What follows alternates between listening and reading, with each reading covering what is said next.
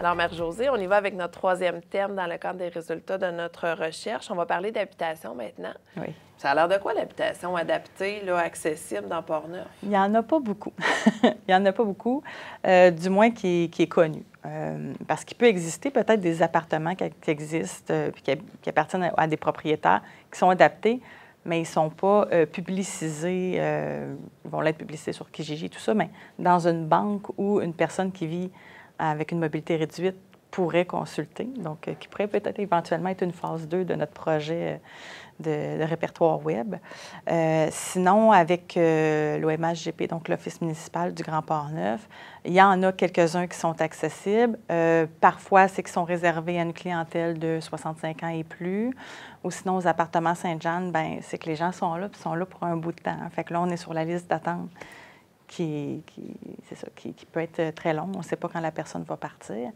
Et quand on parle de déficience intellectuelle, il y a encore les appartements Sainte-Jeanne où c'est quelqu'un qui peut être en déficience intellectuelle, mais autonome. Mais pour du semi-autonome, donc des personnes qui auraient besoin d'appartements supervisés, il n'y en a pas du tout dans Port-Neuf. Hein. En fait, ils sont très rares au Québec.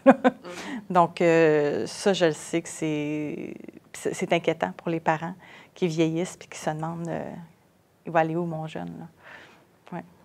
Écoute, tu fais vraiment bien écho là, à nos résultats. En fait, dans le questionnaire, on a vu que la plupart des personnes qui ont répondu là, ont une habitation qui répond à leurs besoins. Par ailleurs, il y a des difficultés qui ont été nommées là, à la fois dans nos groupes de discussion, dans nos entrevues, puis dans le questionnaire, par rapport en général à la question de logement adapté. Là. On nous disait, bien, d'un côté, parfois, c'est des logements qui sont dans des vieux bâtiments, qui sont inadaptés, mais que c'est souvent la solution abordable versus des appartements ou des habitations dans des édifices plus récents, qui sont dont l'aménagement est plus judicieux, là, plus au goût du jour même, mais que souvent, ces milieux-là sont très dispendieux. Puis encore, pour revenir là, à la précarité financière qui peut être vécue par plusieurs personnes en situation de handicap, là, ça semblait un enjeu que cette question-là. Tout à fait d'accord avec ça. Puis, qu'est-ce qui existe sur le plan là, des mesures, des outils qui peuvent être utilisés par les gens qui veulent améliorer leur habitation? Est-ce que tu en sais un petit peu à ce sujet-là? C'est sûr, il existe des subventions gouvernementales là, pour adapter le domicile quand on vit en situation de handicap. Donc, on peut y faire référence. Sinon, bien, il y a toujours avec nous l'Association des personnes handicapées de Port-Neuf qui peuvent nous appeler. Puis nous, on peut les aider, les accompagner là, pour faire la recherche, pour adapter. On a certains entrepreneurs qui sont spécialisés dans la région là, pour l'adaptation de domicile. Très bien. Les jeunes ont répondu, par ailleurs, là, que peut-être qu'ils pourraient bénéficier de l'association, du soutien de l'association, mais ils disaient qu'on manque d'informations au sujet des programmes qui existent, des subventions qu'on pourrait obtenir potentiellement. Que quand on fait affaire avec un propriétaire, là, il faut faire une demande. Puis là, bien, ça va dépendre du bon vouloir de la personne. C'est des demandes qui, ensuite, là, pour cette personne-là, peuvent être coûteuses, énergivores, etc. Que même quand on est admis dans des programmes gouvernementaux d'adaptation domiciliaire, l'attente peut être longue. Hein?